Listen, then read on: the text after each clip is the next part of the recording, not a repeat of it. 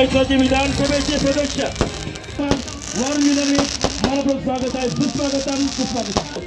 शिवसेना तालुका अध्यक्ष कराड काकांचे आपलं हार्दिक स्वागत स्टेजवरती जा.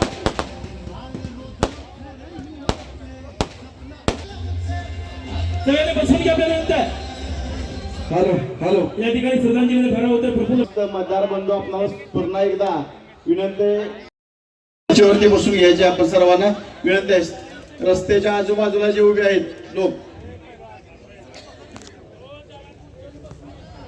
स्टेजच्या बाजूला सुद्धा जी गर्दी केली कृपया आपणास सूचना आहे आपण सर्वांनी पुढे बसा.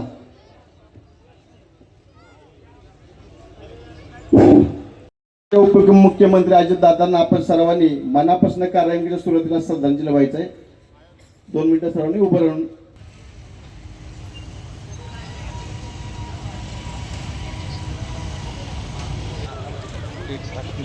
प्रतिमा पूजन संपन्न होत आहे. आमदार साहेबांच्या मान्यवरांच्या हस्ते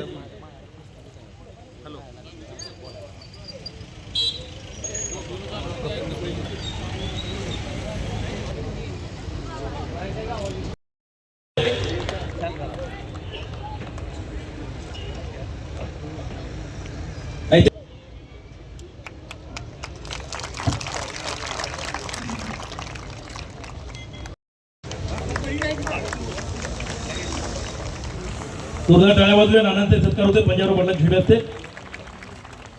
माणिकराव पाटील उपस्थित आहेत. सर्वच दिग्गजांच्या जी मानदी आहे सर्वांचा सन्मान होतोय.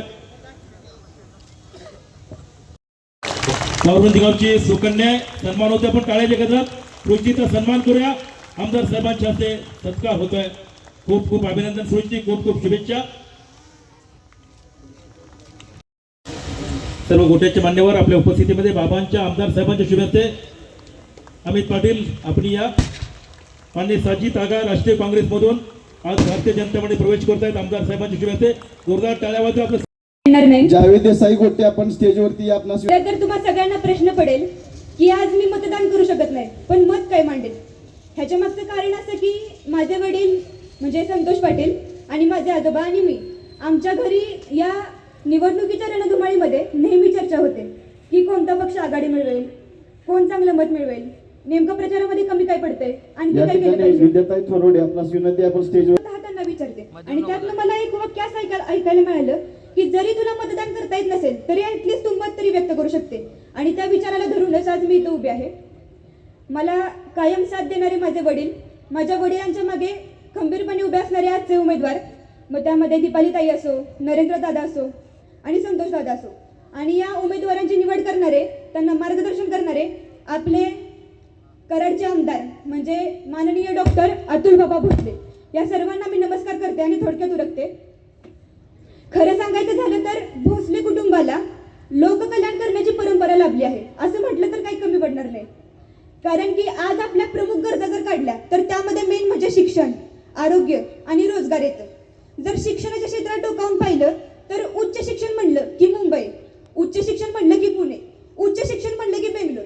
मात्र ह्या ज्या समज आहे, हा ज्या कल्पना आहेत, ह्या बाबांनी पूर्णपणे त्यांच्या शैक्षणिक संस्थांमार्फत खोडून टाकल्या आहेत. आज माझ्यासारखे अनेक विद्यार्थी आपल्या आई वडिलांपाशी राहूनच उच्च शिक्षण घेऊ शकतात, ते म्हणजे बाबांच्या या शैक्षणिक संस्थांमुळे. त्याचबरोबर जर आपण कोरोनाचा काळ आठवला तर त्या काळात लोक एकमेकांशी बोलायला तयार नव्हते. मात्र त्या काळात लोकांना जीवनदान देण्याचं काम बाबांच्या हॉस्पिटलने केले, ते म्हणजे कृष्ण हॉस्पिटल. आज किती पण मोठं ऑपरेशन असो, किती पण खर्च असो मोठा, पण ते अल्प खर्चात कसं होतं तर ते कृष्ण हॉस्पिटलला. आज माझ्यासारखा सर्वसामान्य माणूस निर्धास्त आहे कारण की आमच्यासोबत बाबा आहेत. उद्या किती पण मोठी समस्या आली तरी बाबा आहेत, उद्या किती पण मोठं संकट ओढवलं तरी बाबा आहेत. त्याचबरोबर जर आपण आपल्या सातारा भागात पाहिलं तर 90% शेती ही ऊसावरती होती.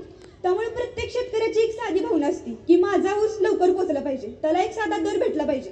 आणि ही जी समस्या आहे, ही जी भावना आहे ती पूर्ण झाली ती म्हणजे बाबांच्या कारखान्यामुळे. तसेच आपण जर पाहिलं तर जुन्या पिढीला विचारलं की रोजगार म्हणजे काय, तर रोजगार म्हणजे मुंबई, रोजगार म्हणजे पुणेच. पण या समाजाला छेद देऊन बाबांनी इथं मोठ्या प्रमाणात रोजगार निर्मिती केली आहे. मग ती हॉस्पिटलच्या मार्फत असो, त्यांच्या कारखान्याच्या मार्फत असो, त्यांच्या पतसंस्थांमार्फत असो. आणि बाबांच्या या कार्याचा जर आढावा घेतला तर त्यांना मी निश्चित सांगेन की हे कार्य जर असंच पुढे चाललं तर इथून पुढे अशी कुठली सभा घेण्याची सुद्धा गरज नाही. तुम्ही निर्धास्त तुमच्या घरी राहू शकता.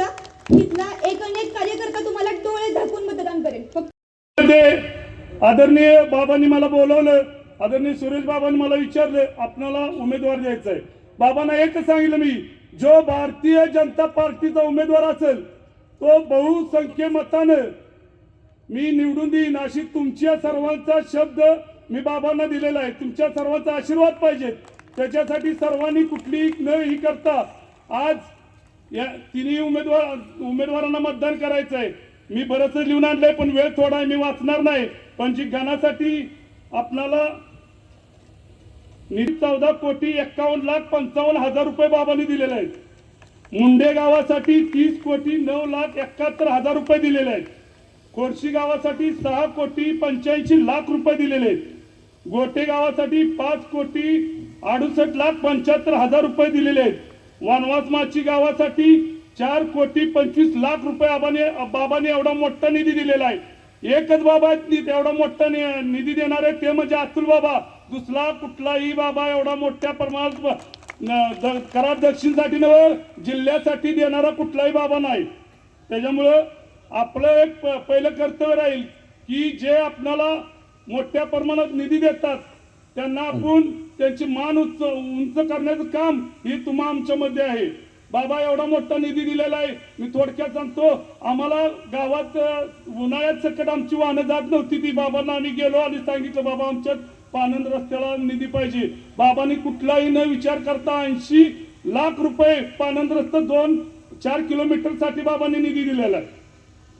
जिल्हा परिषद पंचायत समिती निवडणुकीसाठी आज मान्य अतुल बाबा भोसले यांच्या माध्यमातून काम करत असताना या वारुंजी गटात जे वादळ तयार झाले ते आज इथं आपल्याला दिसत आहे. मी प्रथम सर्व जे हात या निवडणुकीसाठी राबतायत त्या सर्व कार्यकर्त्यांना आणि सर्व मतदारांना मी अभिवादन करतो. मी राजकीय जीवनाची सुरुवात अतुल बाबांच्या आशीर्वादाने मी सुरुवात करत आहे. मागच्या गेले काही वर्षात समाजकारण करत असताना विविध घटकांचा मला अनुभव आला. सत्तेच्या राजकारण हे बेरजेचं असलं पाहिजे. त्यामुळं आम्ही वैयक्तिक असा निर्णय घेतला की आत्ताच्या महाराष्ट्राच्या राजकारणात जे मातबर नेते आहेत आणि जे विधायक आणि स्वच्छ असं चारित्र्याचं व्यक्तिमत्व कोण असेल तर ते अतुल बाबा भोसले आहेत. आणि सांगायचं कारण असं, जर तुम्ही कुठेही लेखाजोखा केला तर एक नेतृत्व तयार होतं. अतुल बाबांचं नेतृत्व संघर्षातून तयार झालेलं नेतृत्व आहे. त्यामुळं प्रत्येक माणसानं हा विचार केला पाहिजे की आमच्यासारख्या सामान्य माणसाला नेतृत्व देत असताना अतुल बाबांनी आमच्याकडे काहीतरी बघितलं असेल आणि त्याचा नक्कीच येणाऱ्या काळात मी समाजासाठी उपयोग करणार आहे. आमच्या त्यात स्वार्थ नाही कुठला. आम्ही आयुष्य आमचं आणि इथून पुढील काळात ही जनसेवेसाठी सदैव राहणार आहे. वेळ कमी आहे पण नाना, तुमचा एक मैत्र आला होता परवा जकीनवाडीत. पलीकडचा पगारी सोंगाड्या रोज एकाची उचल घेतो आणि प्रत्येक जणात गावात जाऊन त्याचं सॉंग मांडतो. ते परवा आलं जकीनवाडीत म्हटलं ह्यो काय आदर्श सरपंच नाही, आदर्श गाव आहे. अरे तू पण सरपंच होतास, नानाने मदत केली, सरपंच झाला. यानं 5 वर्षात नुसता मुंबईत जाऊन पैसे वाढण्याशिवाय दुसरा काही धंदा केला नाही. आणि ज्यांनी कामं केली त्यांचं माप काढायला ह्यो गावोगाव फिरतोय. त्याला उत्तरेत कोण विचारेना, दक्षिणेत दुसऱ्या मतदारसंघात कोण बोलविना. फक्त एवढा एकच वारुंजी जिल्हा परिषद गट आहे आणि त्यात येऊन ह्याचं तुंतुन वाजवतो हे सोगाड्या. आणि मागणं त्याचं सुरते जे आहेत ते त्याला साथ देतात. तर त्याला माझं सांगणं आहे की तू काम कर, तुझं अजून वय आहे, आता काय 60-65 असेल, 70 असेल, अजून एकदा सरपंच हो. तुला कसं आदर्श काम करायचं असतं त्याचं मार्गदर्शन आम्ही करू. फक्त दुसऱ्या गावात जाऊन दुसऱ्यांची मापं काढायची. आणि या जिल्हा परिषद मतदारसंघात विकासावर कोण बोलत नाही, योजनांवर कोण बोलत नाही, फक्त दुसऱ्याचं याचं आणि काहीतरी काढून बसायचं. तर त्यांना माझी विनंती आहे, आपण विकासावर बोला. आमच्यावर टीका केली की स्वार्थासाठी गेले. तुम्ही पण बाबा मुख्यमंत्री झाला त्यावेळी आदरणीय बाळासाहेबांची साथ सोडून बाबांच्याकडे आला, त्यावेळी तुमचा स्वार्थ कुठं गेला होता?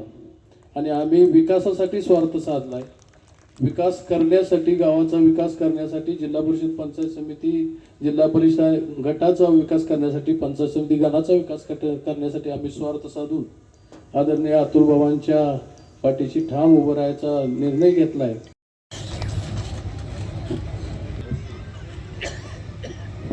आज या जिल्हा परिषद आणि पंचायत समिती निवडणुकीच्या अनुषंगाने व्यासपीठावर उपस्थित कराड दक्षिणचे कार्यसम्राट आमदार डॉक्टर अतुल भोसले बाबा, त्याचबरोबर विधान परिषदेचे माजी आमदार आनंदराव पाटील नाना आणि या जिल्हा परिषद गटातून उभे असणाऱ्या माझ्या पत्नी सौ दीपाली पाटील, कोयना वसत पंचायत समिती गणाचे उमेदवार नरेंद्र नांगरे पाटील आणि वारुंजी पंचायत समिती गणाचे उमेदवार श्री संतोष माने आणि माझ्या वारुंजी गटातील मायबाप, शेतकरी, माता भगिनी आणि तरुण मित्रांनो, आज मी ते उभा आहे ते भाषण करायला नाही तर आपल्या भागाचं खरं चित्र तुमच्या समोर मांडायला. आज विकासाची भाषा सगळेच करतात, पण विकास कागदावर नाही तर रस्त्यावर, पाण्यात आणि माणसाच्या आयुष्यात दिसायला हवा. आणि तो विकास जर कुणी करून दाखवला असेल तर तो आपले आमदार डॉक्टर अतुल भोसले बाबा यांनीच. आपल्या वारुंजी जिल्हा परिषद गटात आज जी काही लहान मोठ्या रस्त्यांची कामे सुरू आहेत ती अतुल बाबांच्या सातत्यपूर्ण पाठपुराव्यामुळे झाली आहेत. आज केसे ते वारुंजी हा रस्ता सुधारतोय, राष्ट्रीय महामार्ग ते खोडची रस्त्याचं काम चालू आहे. आज विमानतळ ते मुंडे रस्ता प्रगतीपथावर आहे. ते रस्ते म्हणजे फक्त डांबरी पट्टे नाहीत, ते आपल्या शेतकऱ्यांच्या मालाला बाजार मिळवून देणारे मार्ग आहेत. हे आपल्या पोरांना शाळेत पोहोचवणारे रस्ते आहेत, रुग्णांना वेळेवर दवाखान्यात नेणारे रस्ते आहेत. आज काही लोक विचारतात भाजपने काय केले. आत्ताच आमच्या हरिभाऊंनी आकडेवारी मांडली, त्यामुळे आकडेवारीबद्दल मी काही जास्त बोलत नाही, पण बऱ्यापैकी वारुंजी 14 कोटी, गोटे 6 कोटी, खोडशी 6 कोटी, वनवास माची 4 कोटी, बरेच आकडे मला सांगता येतील. या ठिकाणी मी एक कॅलेंडर छापलेलं आहे, त्या कॅलेंडरच्या प्रत्येक महिन्यावरती प्रत्येक गावात किती निधी दिलेला आहे आजपर्यंत एका वर्षात ते आज त्याच्यावरती लिहिलेलं आहे. हा निधी आला कुठून? तर आपले लोकप्रिय आमदार डॉक्टर अतुल भोसले बाबा यांनी प्रत्यक्ष पाठपुरावा करून आणलेला हा निधी आहे. या निधीतून होतंय काय? तर अंतर्गत रस्ते सुधारणा, लघु पाटबंधारे, पेवर ब्लॉक बसवणे, स्मशानभूमी विकास, पाणंद रस्ते सुधारणा, पिण्याची पाणी पुरवठा योजना, समाज मंदिर आणि त्याचबरोबर पाणंद रस्ते खडीकरण, मुरमीकरण. ही कामं दिसत आहेत का? तर 100% दिसत आहेत, चालू आहेत, पूर्ण होत आहेत. मग असा प्रश्न आज आहे की जिथं काम चालू आहे तिथं काम थांबवायचं का? माझी पत्नी आज वारुंजी जिल्हा परिषद गटातून निवडणूक लढवत आहे. तिला आपल्या गटाच्या काय उणीवा आहेत, काय त्रुटी आहेत आणि काय विकास होणे गरजेचे आहे याबाबत पुरेशी माहिती आज तिला आहे. आज जिल्हा परिषदमध्ये बाबांचे विश्वासू लोक आणि भाजपची विकासाची विचारधारा पुढे नेण्यासाठी तिला पाठिंबा द्यायचा आहे. निवडणुकीत वारुंजी जिल्हा परिषद गटातून मी स्वतः सौ दीपाली प्रमोद पाटील आणि वारुंजी पंचायत समिती गणातून श्री संतोष माने, कोयना वसाहत पंचायत समिती गणातून श्री नरेंद्र नांगरे पाटील यांना कमळ या चिन्हासमोर बटन दाबून प्रचंड बहुमताने विजयी करा. सूर्य बोलतच नाही, त्याचा प्रकाशच त्याचा परिचय देत असतो. तुम्ही उत्तम काम करीत राहा, लोकच तुमचा परिचय देतील. असे सूर्याचे तेज असलेले व सदैव उत्तम काम करून आमच्यासाठी आदर्श निर्माण करणारे डॉक्टर अतुल भोसले बाबा यांचे मी वारुंजी जिल्हा परिषद गटातून आभार व्यक्त करते. आणि व्यासपीठ जिल्हा परिषद व पंचायत समितीच्या निवडणुकीच्या निमित्ताने आपल्याला मार्गदर्शन करण्यासाठी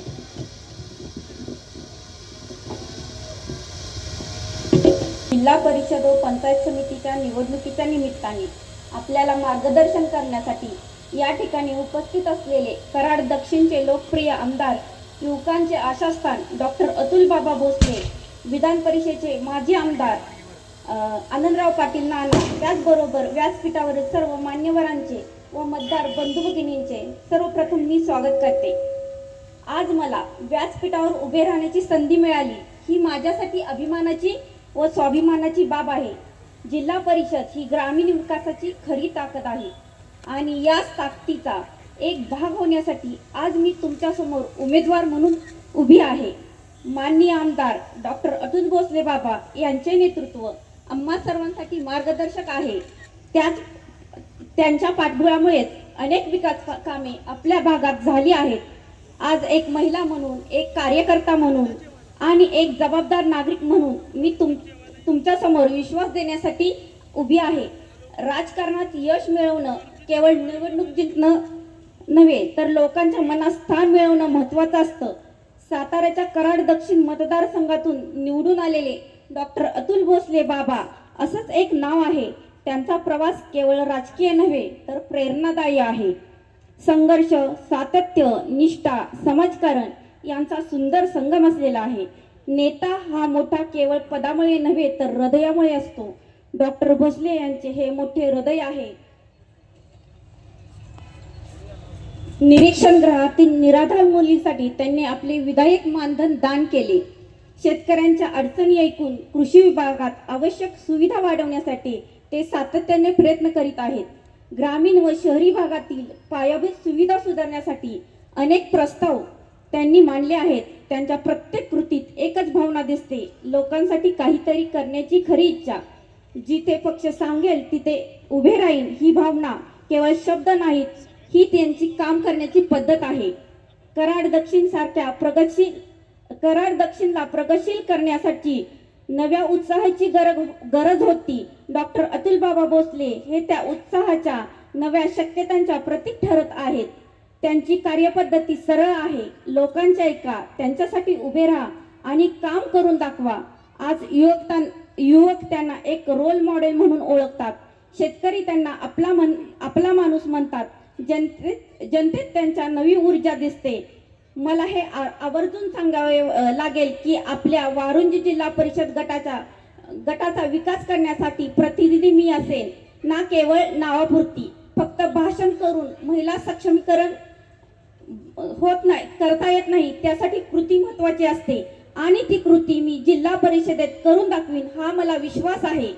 माननीय आमदार डॉक्टर अतुल भोसले बाबा, तुमच्या मार्गदर्शनाखाली आणि जनतेच्या आशीर्वादाने मला संधी मिळाली तर प्रामाणिकपणा, पारदर्शक कारभार आणि जनतेच्या सेवेसाठी मी सदैव कार्यरत असणारा प्रतिनिधी अशी माझी ओळख असेल.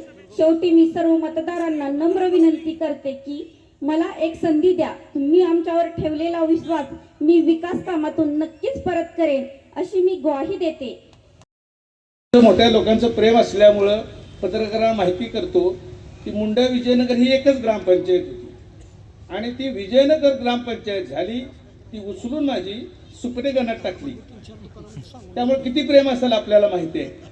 पण ह्या प्रत्येक निवडणुकीच्या, विधानसभेच्या निवडणुकी, कराड उत्तरमधून सुद्धा उमेदवार असताना या मतदारसंघातल्या लोकांनी खूप प्रेम केले माझ्यावर. ही सगळी मंडळी ज्या वेळेला मुंढे ग्रामपंचायत, ज्या वेळेला माझी ग्रामपंचायत स्थापन झाली त्यावेळेला दाजीबुवा ही सगळी मंडळी माझ्याबरोबर कार्यरत होती. आणि पहिली लढाई माझी युवक काँग्रेसच्या माध्यमातून झाली, ती मुंड्यातनं सुरुवात झाली आमची. आणि बाबा 11च्या 11 सीटा मुंडे ग्रामपंचायतच्या दाजी जमाल्यांच्या नेतृत्वाखाली आम्ही निवडणूक जिंकली. आज या निमित्ताने या मतदारसंघामध्ये काम करत असताना मगाशी नरेंद्र पाटील आदर्श सरपंच होते, विधानसभेच्या परिषदेच्या माध्यमातून या परिसरामध्ये काम आज खरं तर उत्तरमध्ये त्या व्यक्तीनं उभं राहायला पाहिजे होतं. नाव घेत नाही मुद्दाम, नरेंद्र पाटील त्याचा उहापोह केलेला आहे. जिल्हा परिषद उभं राहायला पाहिजे होतं किंवा काँग्रेसचे प्रवक्ते म्हणून काम करत असताना त्या एरियात कोण विचारत नाही म्हणून आपण म्हणतो दाजीबुवा नेहमी होतात, तुपासाठी उष्ट खायचं असते, इकडे कशाला येऊन खातात ते. आणि नरेंद्र पाटलांचं येऊन माफ काढणं हे त्याला शोभत नाही आहे आणि तिथून पुढे त्याने बोलू नये. आमचे कार्यकर्ते चिडली तर त्याचा प्रसाद नक्की मिळेल त्याला. नरेंद्र पाटील काय बोलावं, किती बोलावं हे सुद्धा भान असलं पाहिजे. आज या कराड तालुक्यामध्ये 1-2 जिल्हा परिषद मतदारसंघात उमेदवार उभे केले. जिल्ह्याचा अध्यक्ष असताना या संपूर्ण जिल्ह्यामध्ये, या कराड तालुक्यामध्ये किंवा नगरपालिकेमध्ये राजकारण करत असताना काय केले ते सर्व पत्रकारांना आणि तुम्हाला सर्वांना माहिती आहे. कराड नगरपालिकेत सुद्धा कोणत्या पद्धतीनं त्यावेळेला जिंकली. बाबा आम्ही सर्व एकत्रित असताना कराड पंचायत समिती सुद्धा आपण जिंकली. त्यावेळेला मार्केट कमिटीच्या संदर्भात सर्वांना बरोबर घेऊन गेलो. त्यावेळेला मार्केट कमिटी सुद्धा त्यांच्याकडे काढून त्यावेळेला मार्केट कमिटी सुद्धा जिंकण्याचा प्रयत्न केला. आज या मतदारसंघाचं प्रतिनिधित्व करत असताना आम्ही सर्वजण मंडळी नरेंद्र पाटलांनी सांगितले त्या पद्धतीनं कराड दक्षिण अतुल बाबांच्या निमित्तानं एक धाडसी युवा नेता मिळाला. त्यांच्या कुटुंबियांनी किंवा आप्पा कैलासवासी स्वर्गीय आप्पांनी केलेलं काम असेल सहकार चळवळीमध्ये. आज सुरेश बाबांनी सहकाराच्या माध्यमातून कृष्णा उद्योग समूह केला. मगाशी प्रास्ताविकमध्ये सांगितलं जरा कृष्णा हॉस्पिटल नसतं तर काय अवस्था झाली असते आपली सर्वांची. शैक्षणिकच्या माध्यमातून असो सहकारी चळवळीच्या माध्यमातून असो या माध्यमातून हे कुटुंबानं जे केलेलं योगदान खूप मोठं आहे. छत्रपती शिवाजी महाराज की जय शिवाजी. आजच्या विजयी निर्धार मेळाव्याच्या निमित्तानं कार्यक्रमाला उपस्थित असणारे आपले नेते आदरणीय आनंदरावजी नाना, कार्यक्रमाला उपस्थित असणारे मलकापूरचे नवनिर्वाचित नगराध्यक्ष तेजसदादा सोनवणे, कार्यक्रमाला उपस्थित आदरणीय.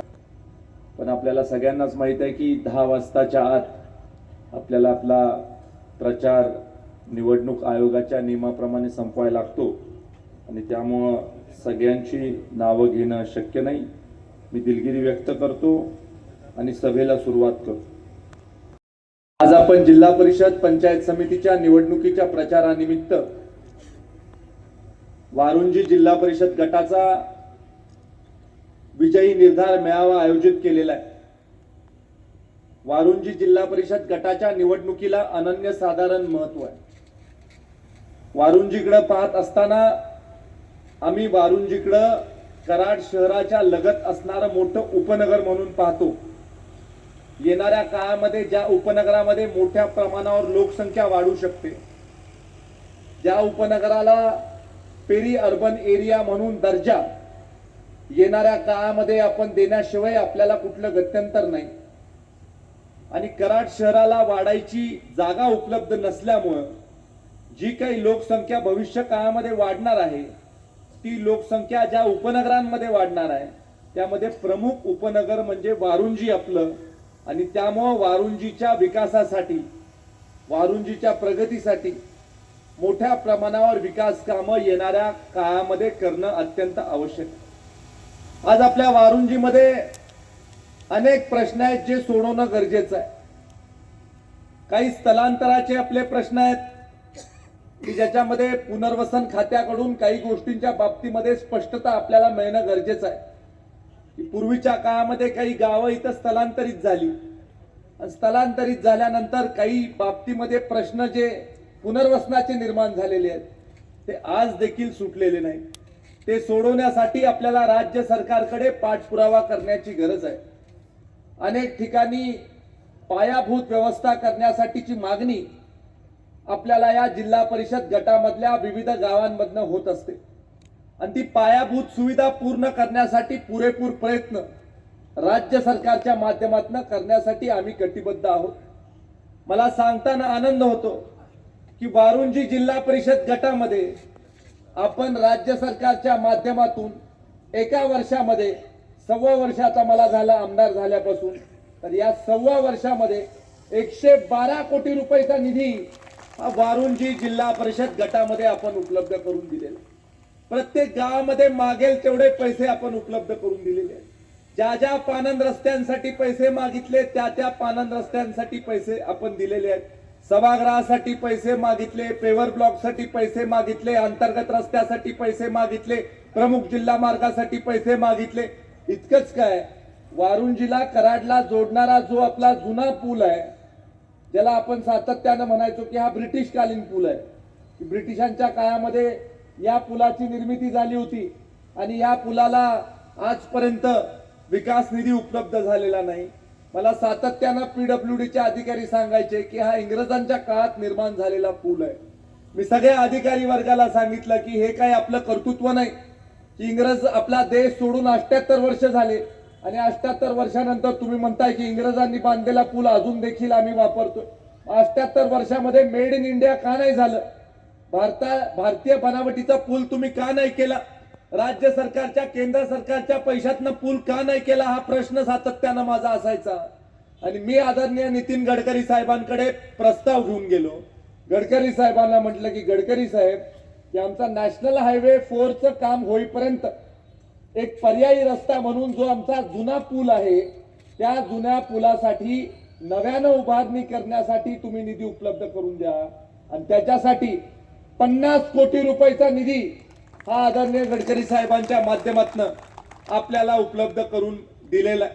आणि हा निधी उपलब्ध करून देत असताना आत्ताचा जो जुना पूल आहे त्याची रुंदी आपण वाढवून 4 लेनिंगचा पूल आपण करत आहोत. आणि त्यामुळे दोन्ही बाजूनी वाहतूक आपल्या कराडकडे जाणारी होणार आहे, हे देखील मला आपल्याला कार्यक्रमाच्या निमित्तानं सांगायचं. ज्या वेळेला हायवेला ट्रॅफिक जॅम असतो मग आपण सगळे या जुन्या पुलावरनं जातो. बरेच वेळेला हायवेचं ट्रॅफिक देखील तुम्ही जुन्या पुलावरनं अतुल दादा आपण डायव्हर्ट करतो आणि ते डायव्हर्ट करताना बरेच वेळेला ट्रॅफिक जॅम देखील होतो. हे अनेक वेळेला आपण इथले नेते आहात, आपण सातत्यानं मला सांगितलेलं आहे की हे ट्रॅफिक जॅम होतो आणि पूल आपल्याला मोठा करणं गरजेचं. 50 कोटी रुपये आपल्याला केंद्र सरकारच्या माध्यमातून मिळालेले आहेत, CRIFच्या माध्यमातून. आणि एवढ्यावरच आपण थांबलो नाही. वारुंजीमध्ये देखील आपण जेवढे मागितले तेवढे पैसे दिले. वारुंजीमध्ये 14.5 कोटी रुपयाचा निधी फक्त वारुंजी गावामध्ये आपण आतापर्यंत उपलब्ध करून दिलेला. माझी एकच चूक होते जी मी आपल्या सगळ्यांसमोर मान्य करतो, की मी माझ्या स्वभावाप्रमाणे कामं करत जातो. कार्यकर्त्यांनी आपल्याला विकास कामासाठी मागणी करायची, आपण ती मान्य करायची, राज्याची ताकद त्याच्या मागे उभी करायची. माझी चूक एवढीच आहे की विकास काम झाल्यानंतर मी तुम्हाला कामाला लावत नाही, कार्यक्रम घ्यायला लावत नाही. ही माझी सगळ्यात मोठी चूक. प्रत्येक विकास काम झाल्यावर कार्यकर्त्यांना कामाला लावलं पाहिजे, कार्यक्रम घ्यायला लावला पाहिजे. कार्यक्रम घेतला की हातावर पाणी पण पडतंय आणि तुम्हाला पण जाणीव होतं की एवढं मोठं विकास काम केलं. मध्यंतरीच्या काळात तर मला सांगण्यात आलं की आपल्या रस्त्याचं दुसरंच कोणीतरी उद्घाटन केलं. असं होऊ शकतं का? स्थानिक लोकप्रतिनिधीशिवाय तुम्ही उद्घाटन करायचा अधिकार तुम्हाला आहे का? कोणी ते उद्घाटन करू शकत नाही.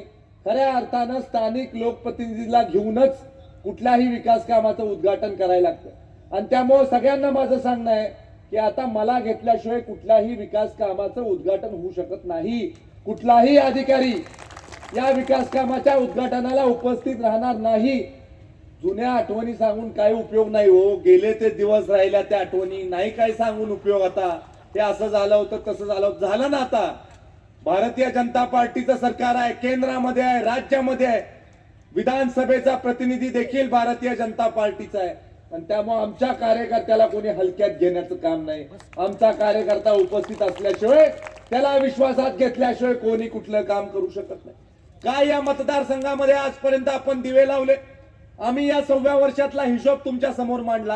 हा हिशोब मांडत असताना राज्य सरकारच्या वेबसाईटवर याच्याबद्दलची माहिती उपलब्ध आहे. राज्य सरकारचा GR झालेला आहे, गव्हर्नमेंट रेग्युलेशन झालेलं आहे, राज्य सरकारकडे सगळी माहिती उपलब्ध आहे. पैसे उपलब्ध करून देताना अशी हवाबाजी करून चालत नाही.